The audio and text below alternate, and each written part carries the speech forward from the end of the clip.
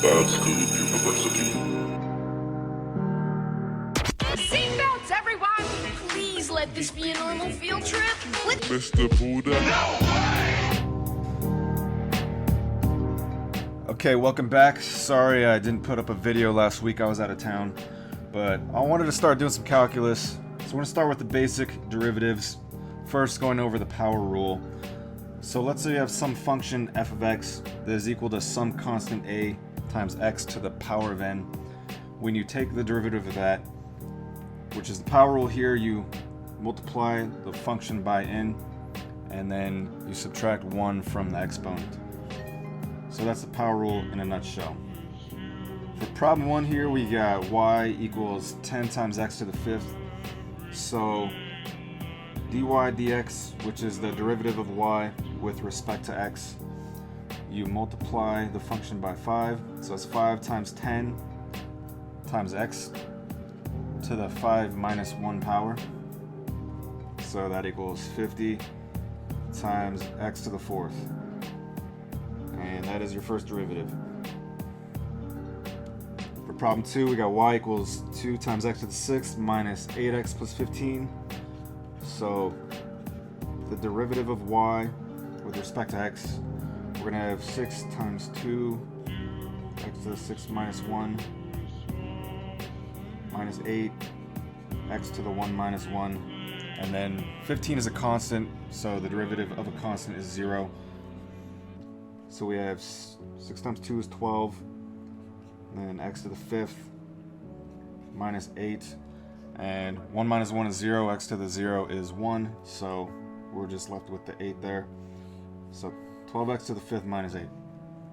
For problem 3, we got y equals the square root of 4 times x. I probably should have picked a better number than 4, but whatever. So you could say you want to write the radical as an exponent. It's easier that way to do the derivative. So square root of 4 is just 2, and then you have x to the 1/2. So to do the derivative of this, dy dx, you just have 1/2 times 2 times x to the 1/2, and then minus 1 is going to be the same as minus 2/2. So 1/2 times 2 is just 1, so you're just left with x to the minus 1/2, which is the same as 1 over the square root of x.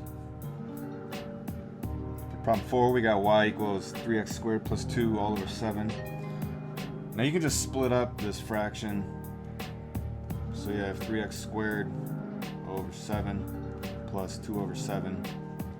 So dy dx, you have 2 times 3 over 7 times x to the 2 minus 1, and then 2/7 is a constant, so that's 0 when you take the derivative. So we're just left with 6/7 times x, and we're done. Number 5, we got y equals x to the minus 4 minus x to the minus 5. So dy dx equals minus 4 times x to the minus 4 minus 1 minus negative 5 times x to the minus 5 minus 1. So we have minus 4 x to the minus 5 plus 5 times x to the minus 6.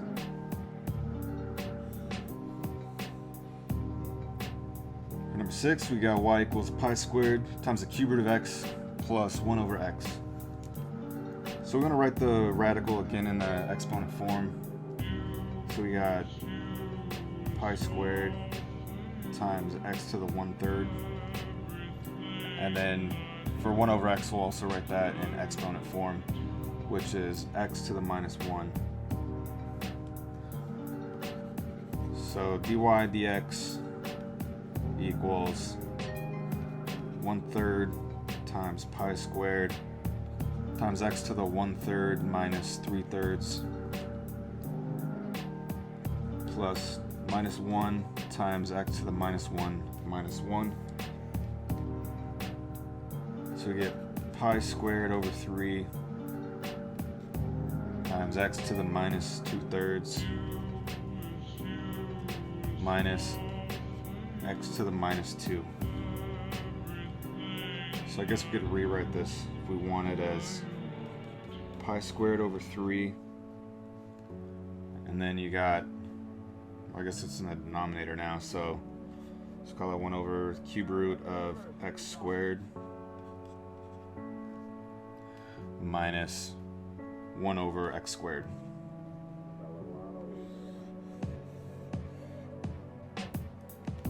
For problem 7, we got x cubed minus x plus 6 over x equals y. So we're going to split up this fraction into 3 terms. So we have x cubed over x minus x over x plus 6 over x. And that gives you x squared minus 1 plus 6 over x.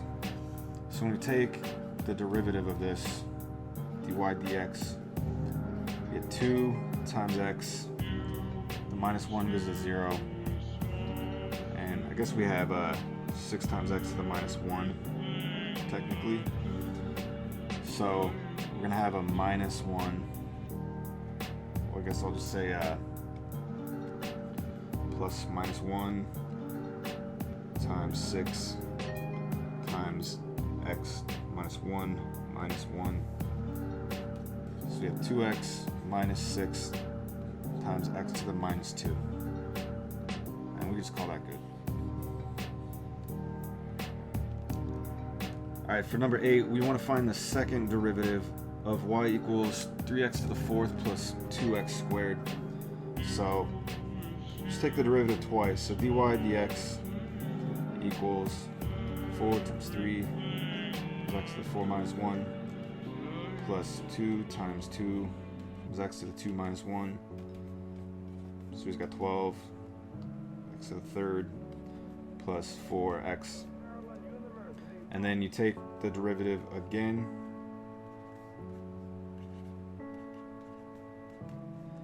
So 3 times 12 is 36. And then 3 minus 1 is 2, so we have x squared. And then we just are left with 4. So the second derivative is 36x squared plus 4. For problem 9, we need to find the third derivative of y equals 1 over x. So same as we've been doing, dy over dx. And 1 over x is x to the minus 1. So we have minus 1 times x. And then minus 1 is minus 2. And then we're going to take the second derivative. So minus 2 times 1 is 2. X, and then minus 2 minus 1 is minus 3. And for the third derivative, we have minus 3 times 2 is minus 6. And then you get x to the minus 4.